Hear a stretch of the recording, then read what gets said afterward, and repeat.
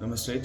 Today I'm going to read Volume 3, Book 4, KotiRudra Samhita, Chapter 24, The Greatness of Gautama, in the context of the greatness of Triambakeshvara in the Shiva Puran.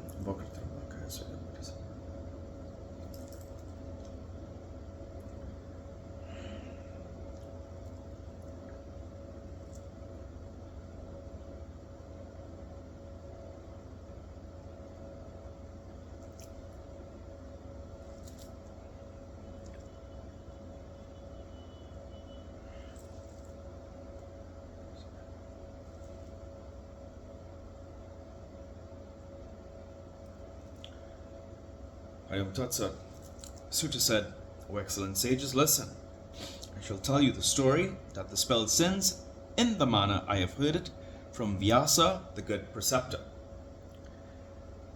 Formerly, there was an excellent sage named Gautama. His wife Ahilya was extremely virtuous.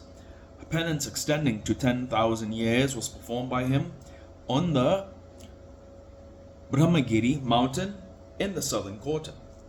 O great ones of good rites, once a terrible drought lasting for 100 years occurred there. All the people were put to great distress. Not a single juicy tender sprout was seen on the face of the earth.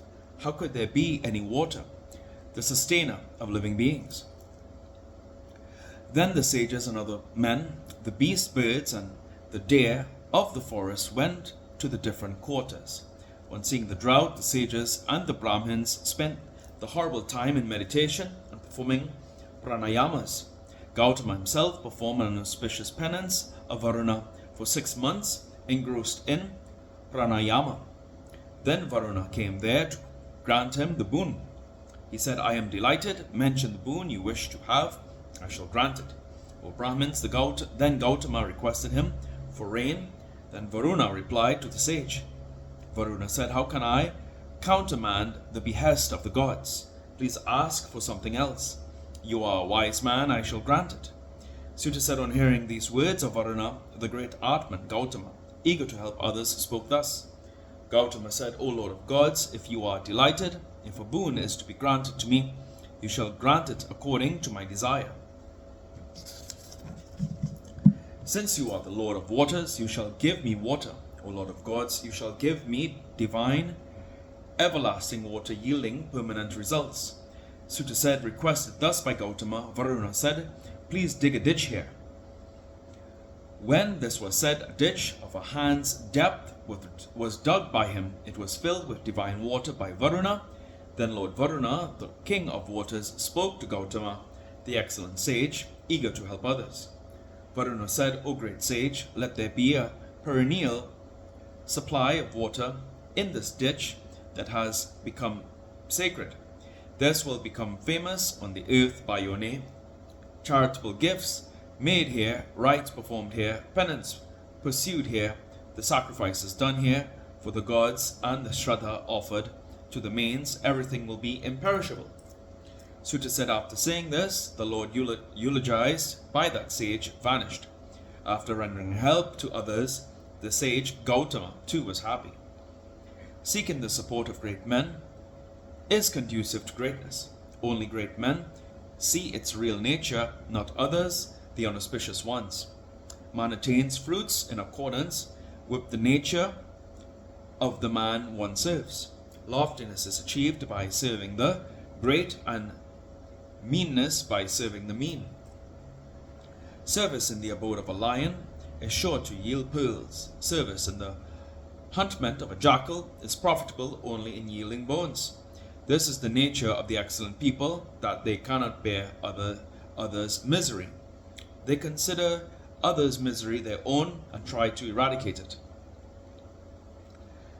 Trees, gold, sandal paste, and the sugarcane exist for the enjoyment of the people. Men, similarly competent, are very rare in the world. A kind man, a man unpuffed by arrogance, a person habitually helping others, and a person with perfect control over his sense organs. These are the 4 holy pillars that support the earth. Having secured rare water, thus Gautama performed his routine and ceremonial rites duly. Thereafter he sowed different food grains and barleys there itself for the performance of his sacrifice. Different kinds of food grains, trees, flowers, and fruits were produced in plenty there. On hearing of it, the sages came there in thousands. Many beasts, birds, and other living beings flocked there. The forest became very beautiful, the most excellent on the surface of the world. In view of this imperishable contact, the drought was not distressing. The sages in the forest were engaged in auspicious rites. They stayed there along with their disciples, children, and womenfolk. They sowed food grains for their livelihood. There was great joy and bliss in that forest, thanks to the power of Gautama. Footnotes is 154. The holy Prayaga yields worldly desires as well as emancipation. The holy Kashi grants emancipation only. For him who desires both the worldly enjoyment and emancipation, Kashi is useless, for he can get these at Prayaga. For him who desires emancipation alone, Prayaga is of no avail, for he can get the same as Kashi, the same at Kashi. 155. It is a mountain lying at a distance of 20 miles from Nashik district, near Triambaka, in which the Godavari has its source, on which the sage Gautama had his hermitage. And here ends today's reading of the Shiva Puran.